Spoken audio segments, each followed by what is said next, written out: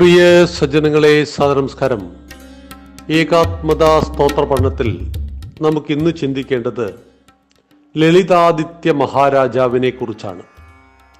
ശൈവമതത്തിൻ്റെയും ശാക്തേയ Khoula സമ്പ്രദായത്തിൻ്റെയും ഉറവിടം കാശ്മീരാണെന്ന് ചരിത്രം പറയുന്നു. ശ്രീ ശങ്കരാചാര്യസ്വാമികൾ സർവജ്ഞപീഠം കയറിയ സ്ഥലവും കാശ്മീർ തന്നെ. ജ്ഞാനത്തിലും ആധ്യാത്മികതയിലും മാത്രമല്ല, ശൗര്യത്തിലും തങ്ങൾ പുറകിലല്ലെന്ന് കശ്യപഭൂമിയായ കാശ്മീർ തെളിയിച്ച ഒരധ്യായമാണ് ലളിതാദിത്യ മഹാരാജാവിൻ്റേത്. ഹർഷവർദ്ധന ചക്രവർത്തിക്കു ശേഷം ശക്തനായ ചക്രവർത്തി ഇല്ലാത്തതിനാൽ വൈദേശിക അക്രമങ്ങൾക്കിരയായി തുടങ്ങിയ ഭാരതഭൂമിയുടെ രക്ഷകനായത് കാശ്മീരിലെ ലളിതാദിത്യനാണ്. ലളിതാദിത്യ മുക്തപീഠ രാജാവ് 724 മുതൽ 761 വരെ 37 വർഷം കാശ്മീർ, ഉത്തരഭാരതം, പടിഞ്ഞാറൻ പ്രദേശങ്ങൾ, തിബറ്റ്, തെക്കിഴക്കൻ റഷ്യ എന്നിവ ഭരിച്ച പ്രജാവത്സരനും വീരപരാക്രമിയുമായ മഹാരാജാവായിരുന്നു. ദുർലഭവർദ്ധൻ കാശ്മീരിൽ 7-ാം നൂറ്റാണ്ടിൽ സ്ഥാപിച്ച കാർക്കോടക വംശത്തിൽ പ്രതാപാദിത്യ മുക്തപീഠന്റെ മകനായിട്ടാണ് ലളിതാദിത്യ മുക്തപീഠൻ ജനിച്ചത്. അദ്ദേഹത്തിന് മുമ്പുള്ള കാശ്മീർ രാജാക്കന്മാരും അദ്ദേഹത്തിനു ശേഷമുള്ളവരിൽ പൗത്രനായി ജയപീഠ വിനയാദിത്യനും ഒഴിച്ചുള്ളവർ വളരെ ദുർബല ഭരണാധികാരികളായിരുന്നു. ലളിതാദിത്യന്റെ യശസ് ആദിത്യനെ പോലെ കാശ്മീരിന്റെയും ഭാരതത്തിന്റെയും ചരിത്രത്തിൽ തിളങ്ങുന്നു. 724 ഭരണമേറ്റെടുത്തതിനു ശേഷം വിശ്വവിജയത്തിനായി ലളിതാദിത്യൻ വൻ സേനയുമായി പുറപ്പെട്ടു. തദ്ദേശീയർ, തുർക്കികൾ, കസറ്റുകൾ, തിബത്തുകാർ, രജപുത്രർ തുടങ്ങി നിരവധി വിഭാഗങ്ങൾ സേനയിലുണ്ടായിരുന്നു. വിജയം കാണും വരെ വിശ്രമവും വിരാമവുമില്ലാതെ ആക്രമണമെന്ന യുദ്ധതന്ത്രമായിരുന്നു അദ്ദേഹത്തിൻ്റെത്. ഒന്നാം തരം കുതിരപ്പോരാളികളായിരുന്നു അദ്ദേഹത്തിൻ്റെ സേനയുടെ പൂർണ്ണ വിശ്വാസം നേടിയത്.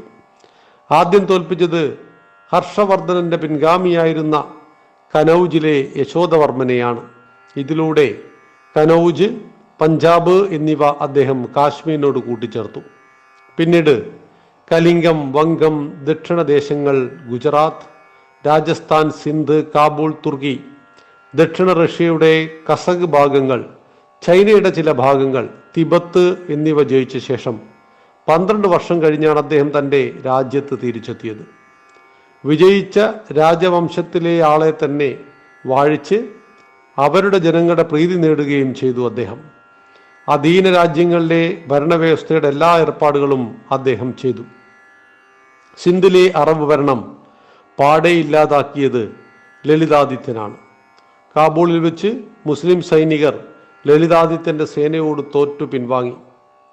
ഇത്തരത്തിൽ ബംഗാൾ മുതൽ ദ്വാരക വരെയും തുർക്കി മുതൽ തിബറ്റ് വരെയും റഷ്യ മുതൽ കർണാടകം വരെയുമുള്ള ഒരു വൻ സാമ്രാജ്യത്തിന് അധിപനായിരുന്നു ലളിതാദിത്യ മുക്തപീഠ ചക്രവർത്തി.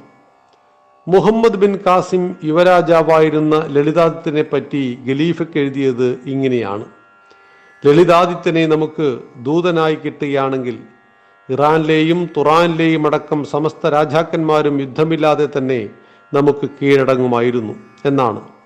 അത്രയ്ക്കും സൂര്യ തേജസ്സുറ്റ വ്യക്തിത്വമായിരുന്നു ലളിതാദിത്യ ചക്രവർത്തിയുടേത്. പീർ ഭവാനി ക്ഷേത്രം, നിരവധി ശൈവക്ഷേത്രങ്ങൾ, മാർത്താണ്ഡത്തെ സൂര്യക്ഷേത്രം, പാരിഹാട്ട്പൂർ ശ്രീനഗറിന്റെ ആദ്യ രൂപത്തിന്റെ പേരാണിത്. നിരവധി വിദ്യാപീഠങ്ങൾ എന്നിവ രാജാവ് പണികഴിപ്പിച്ചു.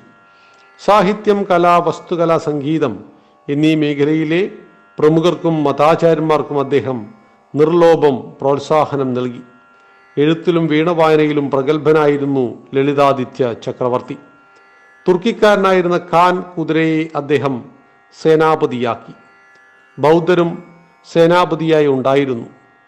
കൽഹണൻ, രജപുത്ര സൈനികർ അപരിഷ്കൃതായിരുന്നു എന്ന് പറയുന്നുണ്ടെങ്കിലും കാശ്മീരികളെപ്പോലെ ഭീരുക്കളായിരുന്നില്ല എന്നും സമ്മതിക്കുന്നു. 855 വരെ കാർക്കോടക വംശം നിലവിൽ നിന്നു. 1339 കാശ്മീർ മുസ്ലിം ഭരണത്തിന് കീഴടങ്ങി. ഭാരതമടക്കിവാണ ലളിതാദിത്യ ചക്രവർത്തിയുടെ പൈതൃകത്തിലേക്ക് കാശ്മീർ തിരിച്ചു വരുന്നവരെ അവിടെ സമാധാനം സ്വപ്നം കാണാനാവില്ല എന്നത് ചരിത്ര വസ്തുതയാണ്. ചരിത്രാതീത കാലം മുതൽ ഭാരതത്തിൻ്റെ രക്ഷാകവചമായി നിലകൊണ്ടവർ ഏറെയാണ്. ഒരു ചരിത്ര പുസ്തകത്തിലും രേഖപ്പെടുത്തി തീർക്കാൻ പറ്റാത്ത അസംഖ്യമാണവർ. ഓരോ കാലഘട്ടത്തിൻ്റെയും വിപത്തുകളെ നേരിടുവാനും രാഷ്ട്രത്തെയും ധർമ്മത്തെയും രക്ഷിക്കുവാൻ ജീവൻ ത്യജിച്ച അവരെ സ്മരിക്കാൻ കഴിയുന്നത് നമ്മളിൽ അന്തർലീനമായ രാഷ്ട്രഭക്തിയെ ആളിക്കത്തിക്കും. ഇവിടെ ലളിതാദിത്യ മഹാരാജാവിനെ കുറിച്ച് ഏകാത്മദാ സ്തോത്രത്തിലൂടെ നാം പഠിക്കുമ്പോൾ കാശ്മീർ എന്ന് പറഞ്ഞ രാജ്യത്ത് നിന്നുകൊണ്ട് ഒരുപാട് നാട്ടുരാജ്യങ്ങളെ വെട്ടിപ്പിടിച്ച് മഹാസാമ്രാജ്യം സ്ഥാപിച്ച ആ മഹാത്മാവിനെ ഏകാത്മദാ സ്തോത്രത്തിലൂടെ നാം നമസ്കരിക്കുന്നു. നന്ദി, നമസ്കാരം. വന്ദേ മാതരം.